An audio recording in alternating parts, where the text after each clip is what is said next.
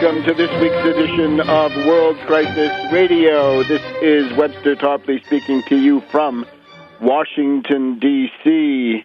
Happy New Year to all. The first program of the new year. Right now, it's Friday, the 3rd of January here in Washington, 1 o'clock in the afternoon, and it's a cold afternoon. The wind chills sometimes approaching zero, when icicles hang by the wall and Dick the Shepherd blows his nail.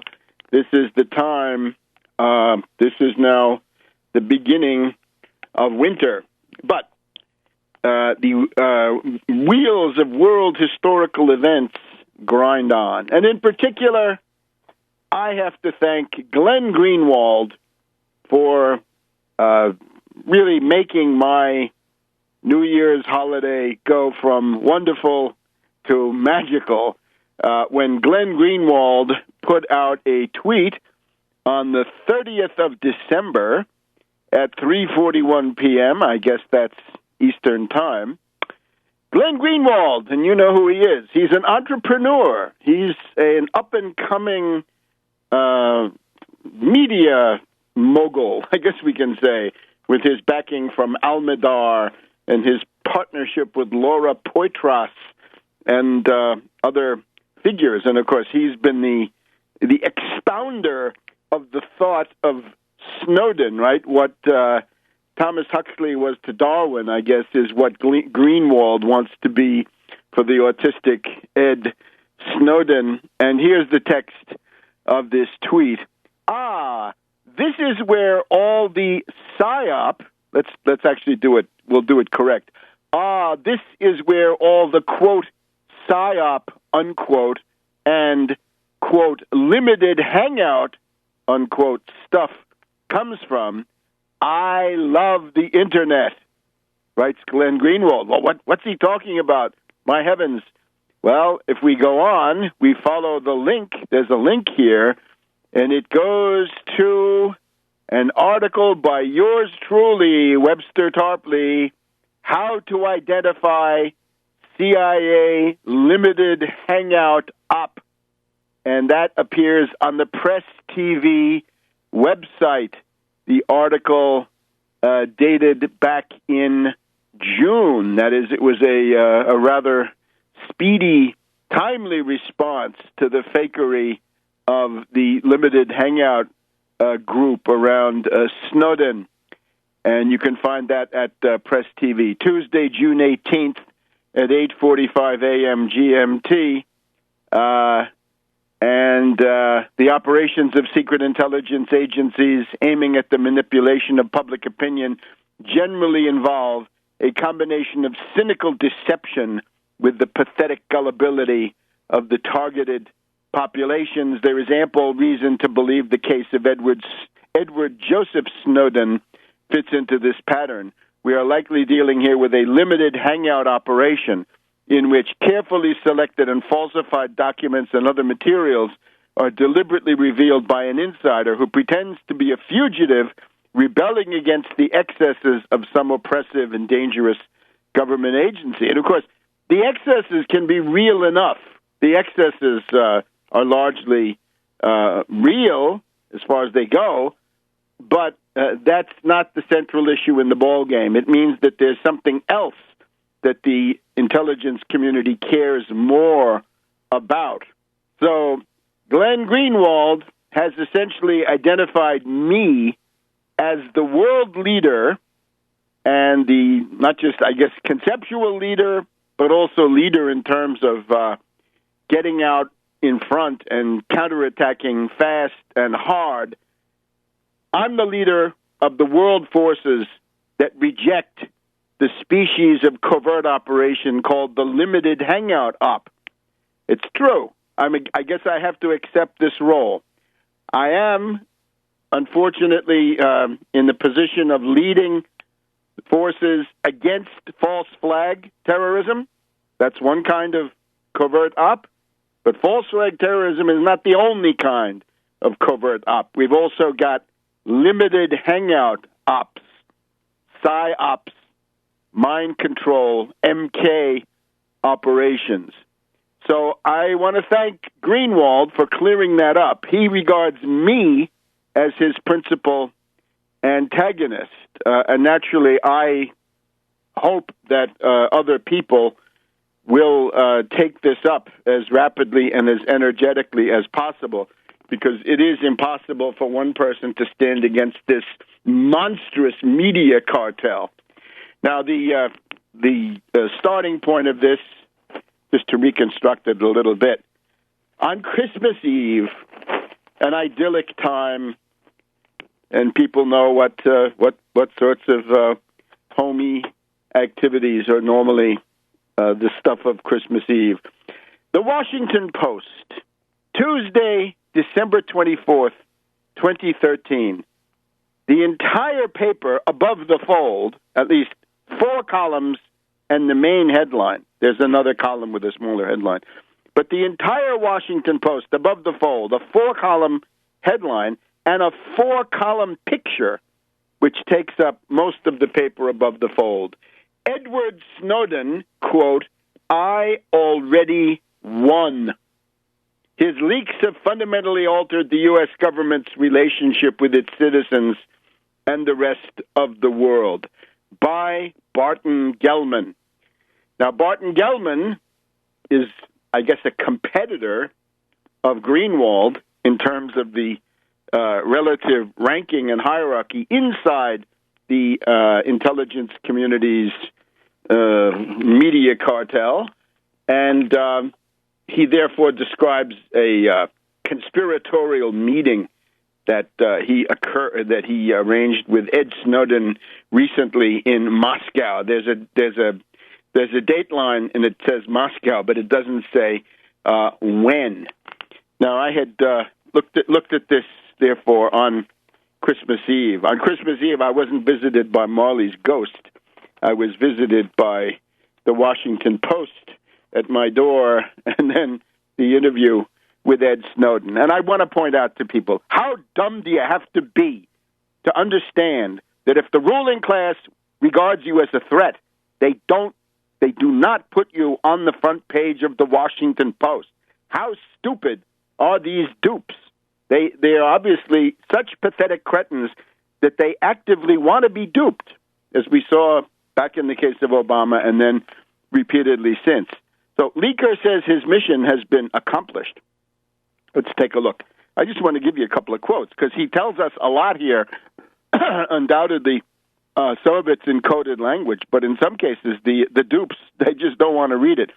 Here's what he says. He's an indoor cat in Russia, but he says the following, quote, "For me, in terms of personal satisfaction, the mission is already accomplished. I already won," says Snowden. "As soon as the journalists were able to work, everything that I had been trying to do was validated. Because, remember, I didn't want to change society." Let me repeat that. I did not want to change society. I wanted to give society a chance to determine if it should change itself.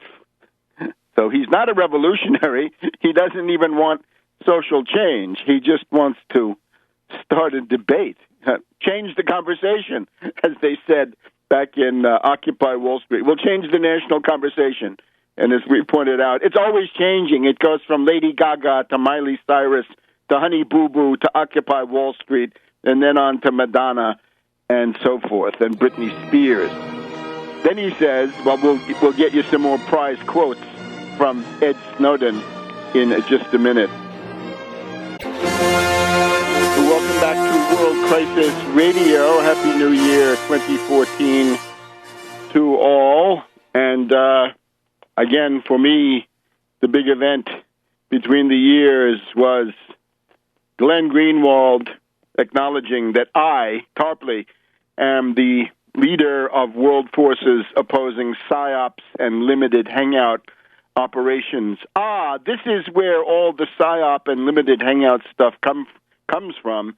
I love the Internet, and then a link to an article by me, by yours truly. So join in. Come on in, and let's destroy the public credibility of these fakers before they capture the imagination of the younger generation and others. There are lots of dupes out there. You saw it with Obama. You saw it with the Tea Party. As Cicero once said, the number of fools is infinite. So it's time to get busy and try to provide an alternative. Snowden says, and you got to take this seriously, I did not want to change society. I wanted to give society a chance to determine if it should change itself. What does that mean? You want to be a revolutionary leader? I'm sorry, that's not it. That's the opposite. That's some kind of schlemiel. You have no project. You just want to have a debate. No good. And then he says, I am not trying to bring down the NSA. I am working to improve the NSA. I am still working for the NSA right now. They are the only ones who don't realize it. Now, let me say that again. I am still working for the NSA right now. They're the only ones who don't realize it. Well, maybe he's working for his direct reporters to the CIA, and therefore the NSA doesn't quite understand. You get the idea. So he's told us about PRISM and these other things, but unfortunately, we knew all this. So nothing new. And let me just take this opportunity to repeat the principal criteria, and I'll do that in a minute. I just want to remind you of one other thing that Snowden says, that the essence of your personality, the meaning of your life, is to be found in privacy. That the great tragedy he sees is a time coming when there is no privacy. Well, I would say the greater danger that I would regard it, see on the horizon, is a time when political action, public, open political action, becomes impossible. I think that's what you've got to fight against, and you do that through mass organization, through program, leadership, and organization, and having a strategy, the big 4 points. And, of course, he strikes out. He's got 4 strikes against him. Privacy is not the touchstone of the human personality. It's not the key to everybody's existence. I'm sorry, it's just not. It is public action, world historical action. Revolutionary action is not private. It's not secret. And one of the problems of the people who are so obsessed about their privacy is that their privacy is an empty, hollow construct because they're not doing anything. What is the NSA going to discover? They're going to find that many people are doing absolutely nothing. Now, obviously, we want to prevent the NSA from doing all these things, but we don't need Snowden for this. This is the point. Snowden has told us nothing we didn't already know for more than, 13, 14 years. The basic facts of Echelon, the 5 Eyes, U.S., Britain, Canada, Australia, and New Zealand. The Echelon 5, that has been known since 1998, 1999, when hearings were held by the European Parliament on precisely this subject. The French know about this. They call it the Anglo-Saxon conspiracy. And there it is. Now, Snowden, of course, has embroidered our knowledge with a couple of code words and so forth. Now, remember, the pattern that we're dealing with here is well established. It is well known. 400 years ago, Fra Paolo Sarpi wrote an opinion for the Venetian Senate how to deal with negative propaganda, right? Confutar scripture maledice. How do you deal with negative propaganda against you? And he says, avoid adulation. It doesn't make any sense to go out and say somebody, so-and-so is good, because people don't trust adulation. The only thing you can do, and this can sometimes be more than enough, is to say something nice about somebody while pretending to say something bad You're pretending to attack, and you're actually diminishing the level of guilt, hatred, and opprobrium coming towards the person in question, right? If you say Hitler mistreated his dog, there's a cover-up because Hitler's crimes are, of course, infinitely greater than mistreating the dog. But you're pretending to say something bad about the dictator, but in reality, this is a cover-up. So this goes back, that's 400 years ago, and more, to be sure. The modern characteristics. The protagonist of the limited hangout is a Damascus Road conversion. Snowden wrote in Ars Technica that he wanted leakers, including Assange, shot in the genitals. There is nothing new in what is leaked. As I said, we've known all this since the Echelon hearings back in 1998, 1999. There is nothing big. No covert operations are destroyed. None. There's nothing about the Kennedy assassination, nothing about 9/11, the Arab Spring, the killing of Gaddafi, the destabilization of Syria, the Anglo-American role in running Chechen terrorism. No, not a thing. There's nothing really big, and ultimately that's the limited hangout. The NSA taps your phone. The NSA reads your mail. Well, that's bad. Obviously, that's bad. But how compare that to the CIA ran 9/11, or the Arab Spring was a complete fraud run by Western intelligence, and all these other things. Chechen terrorism is largely run from the banks of the Thames and the banks of the Potomac. How about that? That is somewhat more likely to lead to vigorous consequences. Of course, these governments around the world, total hypocrites. Most of the ones in Europe, the British, the French, and so forth, they participate with the National Security Agency. They are part and parcel of these snooping operations. So Damascus Road, nothing new, nothing big. Immediately there's a media cartel that forms. In the case of Snowden, we see it. It's the Guardian of London with Greenwald. Then it's Barton Gellman here at the Washington Post. Now Greenwald is going on to bigger and better things with Almidar. So there we have it. If you're an enemy of the establishment does not put you on the front page. It leads to more covert ops, and real whistleblowers are ignored, and great careers come out of it. We'll rehash some of these in the next segment.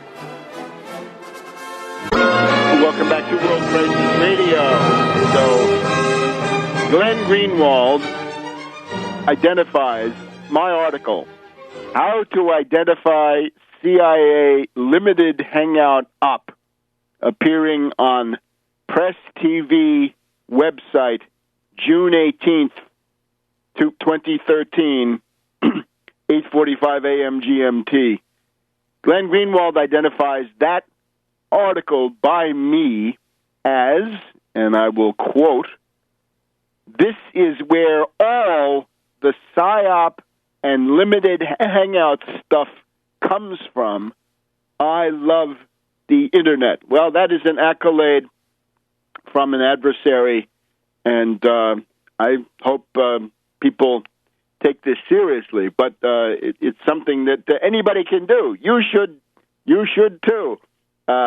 Don't be a dupe for this amazing market of dupes that's being organized by these people. And once again, how dumb do you have to be? If it's on the front page of the Washington Post, it's not radical, it's not a threat, it's an op.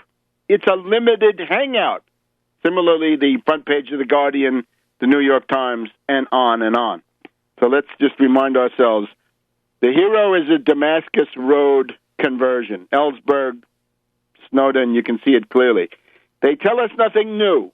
It's all well known. Few little items. Nothing big.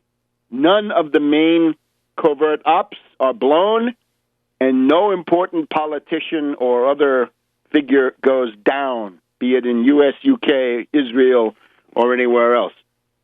It prepares more covert operations. Pentagon Papers of Ellsberg prepare Watergate. WikiLeaks of Assange prepare the Arab Spring, and so forth. The real whistleblowers are largely ignored. In other words, people with things that are much more radical, much more explosive, struggle to even get the attention of a journalist, much less get it on the front page of the Washington Post day after day, week after week. And there's an immediate media cartel. Again, I think that's one of the most important ones. If it's on the front page of the New York Times and the Washington Post, Der Spiegel, Le Monde, El País, and so forth, it can't be radical. This is simply the way it is. Until you're very close to the seizure of power, and we're not that close, what the ruling class newspapers print is going to be disinformation. And of course, the careers that grow out of it, right? We've noticed that Noam Chomsky, Howard Zinn, their careers grew out of their endorsement of the Pentagon Papers of Ellsberg and Halperin and Leslie Gelb, and then the same story with people that we see now. Greenwald is going to be in the media cartel with Poitras and the moneybags, predator, financier, oligarch, Almadar. So you get the idea. So there it is. If you want to fight these covert operations, make sure you go to Tarpley.net. Make sure you buy my books and read them, and you will assimilate the method. And you can do it too, because the more the merrier, and indeed it takes more. Now let's just apply this also to the situation of terrorism against Russia. You can see the gloating of the Anglo-American mad dog imperialists as they imagine that they've created significant difficulties for Putin. We had a bomb that I mentioned previously in Pyatigorsk. Now we've had a bomb at the Stalingrad, Volgograd railway station. We've had a trolley bus in Stalingrad, Volgograd. These are very serious things. And remember, the principal Chechen Liberation Front, you know what that means, the principal Chechen Liberation Front has an envoy here in Washington. I've written about this repeatedly. It is Ilyas Akhmedov. He's from the Chechen group. He has a Reagan-Fassel fellowship. He gets money from the U.S. taxpayer, from the State Department. He gets a secretary in office, a travel budget, and a public relations budget. And there's a similar character operating in London. And back in the spring of this year at the Boston Marathon bombing, we found out about Uncle Ruslan, the uncle of the two patsies in this case, right? The two boys, one dead and one now in jail. Uncle Ruslan was married to the daughter of Graham Fuller of the U.S. intelligence community. And when you look at Chechen terrorism, you have to say, well, how much of this is NATO intelligence, British intelligence, and U.S. intelligence in particular? And the answer has to be, it looks like a considerable amount. So this is a very, very dangerous way to conduct relations with Russia. Now, we'll just look at a couple of things in the international framework. We now seem to have an attempt by the Saudis and NATO, once again, to say, well, if we can't win the Syrian war, this is not a civil war, it's really an invasion by foreign death squads.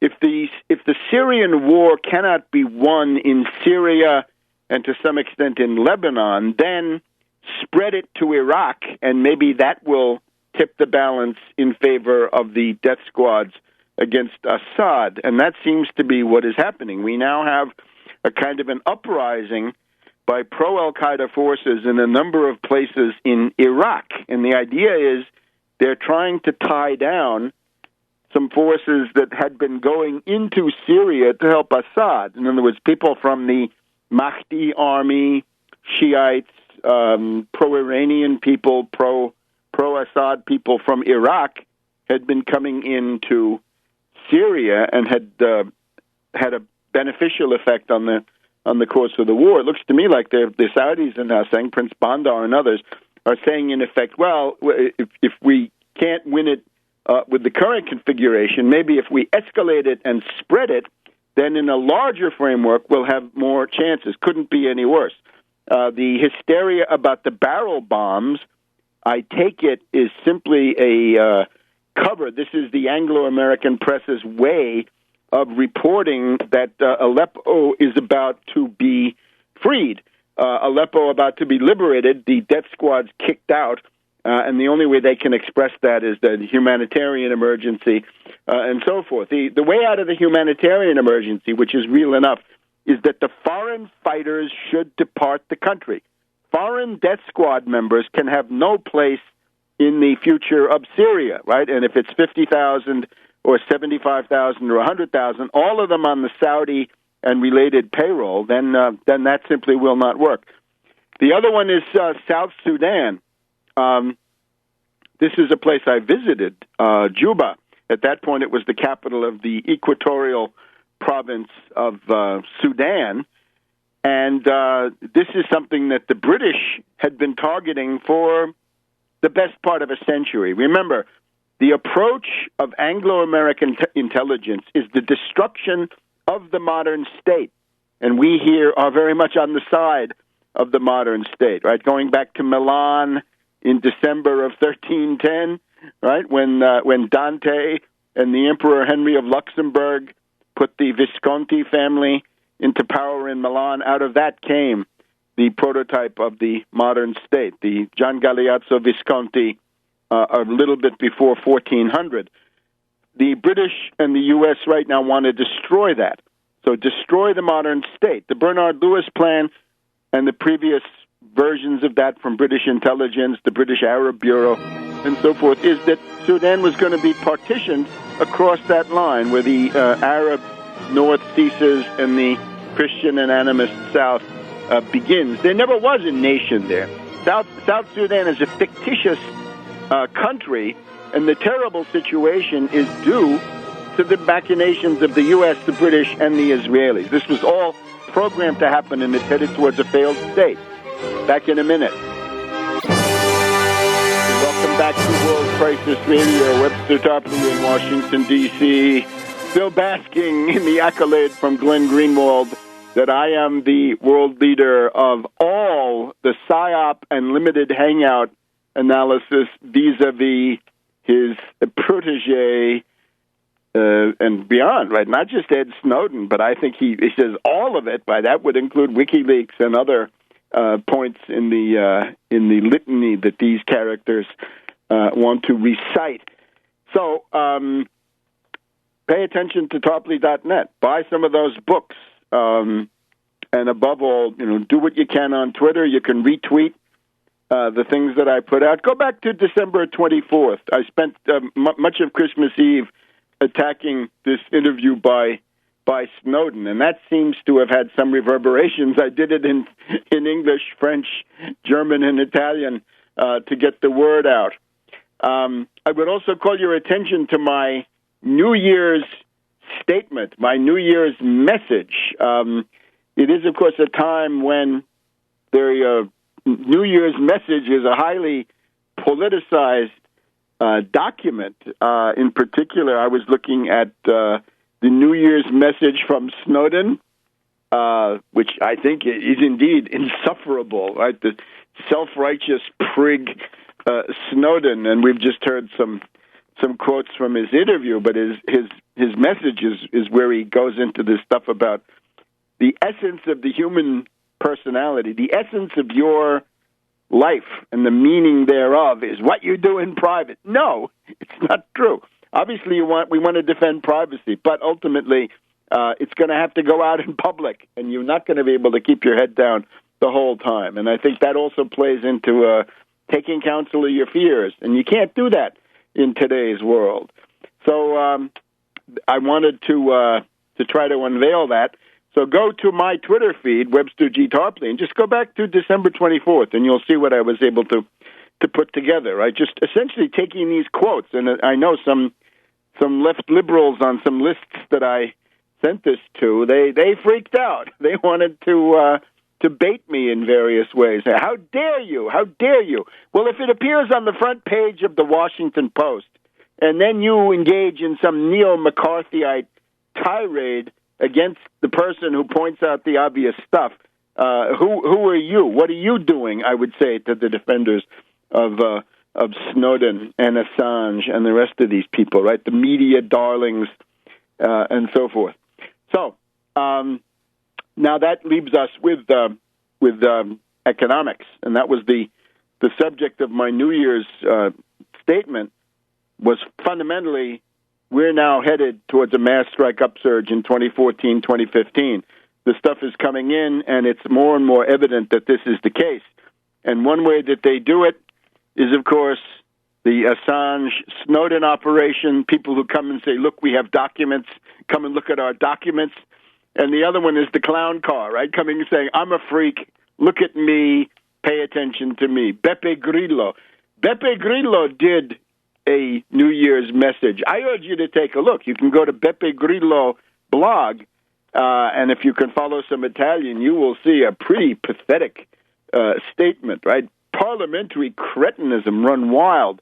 Nothing, no mass traction economic demands. Stuff about let's reform the election law, let's make sure that politicians get less money. This will not save anybody's life out there among the Italian workers, farmers, poor people, unemployed, and so forth. It has no effect. All process reforms, all petty bourgeois. And notice this eerie parallel to the fascist movements of the 1920s and 1930s. When a fascist talks about the revolution, it means dumping the bourgeois democratic apparatus of political representation, right? The parliament, the Congress, the parties, public financing, all that has to go. But wait a minute, that's not the main force of the ruling class. The main force of the ruling class are bankers, hedge fund operators, hedge fund hyenas, as we've always had them, zombie bankers. That's really the class enemy. So if you focus everything on saying the revolution is the overturning of the Congress and the Parliament and cutting them off from public money, it's a fraud. And you're ultimately opening the door to something worse. And you can say that, right? Whatever the Italian Parliament of 1922 was, Mussolini comes on the scene, and by 25 or 26 or 27, you have a dictatorship. And the Parliament is reduced to essentially rubber stamp. It's a big nothing. Hitler showed what he thought by sending Goering to burn down the German Parliament. So you get the idea. The revolution is not junking the bourgeois democratic parliament, right? You can transcend it, but you certainly don't want to give up those rights and those abilities. So the goal of the Anglo-American intelligence is the destruction of the modern state, and these people factor in. So I pointed to the cases under the clown car. The ruling class essentially says, well, send in the limited hangout operatives, right? Send in these poseurs, these self-righteous strutters, and then send in the clowns, right? For people, for the real cult of Dionysios. And remember, the cult of Apollo runs the cult of Dionysios. Wall Street runs this scurrilous plebeian comedy. Send in the clown car, send in the clowns. Beppe Grillo, his New Year's statement, pathetic. He was supposed to be answering Napolitano. I'm afraid it didn't work. Then we have Dieudonné, who wants the world to revolve around the Israelis, and whatever the Israelis do, you have to take it from there. No, you're going to take your moves from the mass strike situation, and that is going to vary country by country. And of course, there's plenty to attack in the Israeli foreign policy, but movements that seize power are generally not constructed on foreign policy alone or even primarily. It's got to be mass traction economic demands, and then from that, a foreign policy will follow, which the Israelis obviously will not like. But it's a matter of the order and the precedence and the relative emphasis that you give to these things. So we've had Beppe Grillo, we've had Dieudonné, then we've had Jesse the Body Ventura, We've had Howard Stern.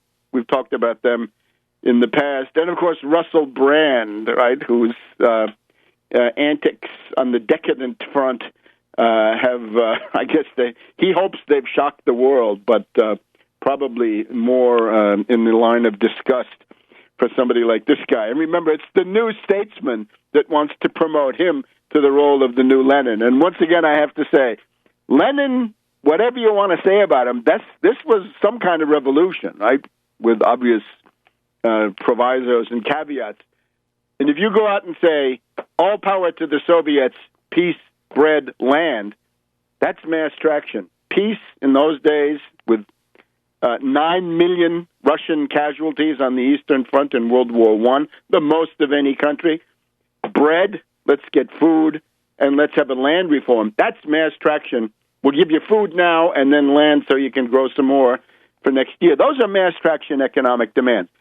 The petty bourgeois Snowden comes out and says, all power to the hackers, all power to the whistleblowers, privacy, transparency, and encryption.